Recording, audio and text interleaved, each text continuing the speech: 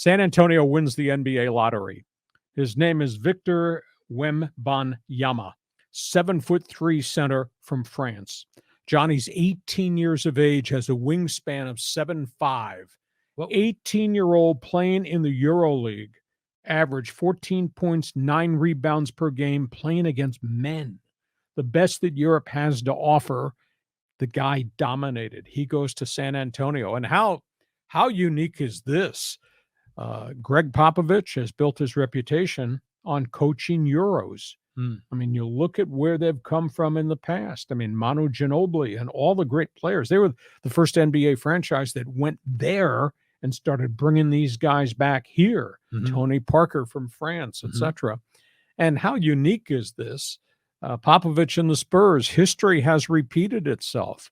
Who were the number one picks that they got before vis-a-vis the lottery? Can you say David Robinson, maybe? Can you say Tim Duncan? Can you say Kawhi Leonard? All during the Popovich era. He's a great coach in terms of relating to young players from lots of different places. They sold 2,100 new season ticket packages in the first 4 hours after the lottery, after they won the lottery and they get Wembanyama. I will tell you, it's a very good draft. It's a very deep draft. It's going to be fascinating to see what happens with Charlotte, which has the second pick, and then what happens from that point down. There's free agency. It's out there, and we'll be talking more about that as we march through the summer towards the start of NBA free agency in July. But I mean, San Antonio, which is a great basketball market, it's the only show in town outside of the Tourist and the Alamo. This is great. I mean, and they've reinvented themselves again with another great European player. Yeah, I like it when teams it's like our Padres here in San Diego, when you're the lone big time sports pro team like San Antonio is. I mean, those fans, it's all they've got, so it's great to see when they are rewarded. And that whole area of, Central Texas, I mean, San Antonio is not too far from Austin. That whole place is just booming.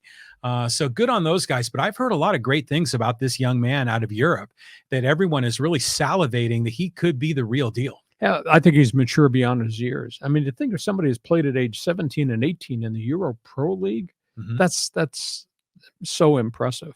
And, Texas is a hot spot for basketball. You got the Dallas Mavericks, and look at the players they brought on board from Europe. Luka Doncic.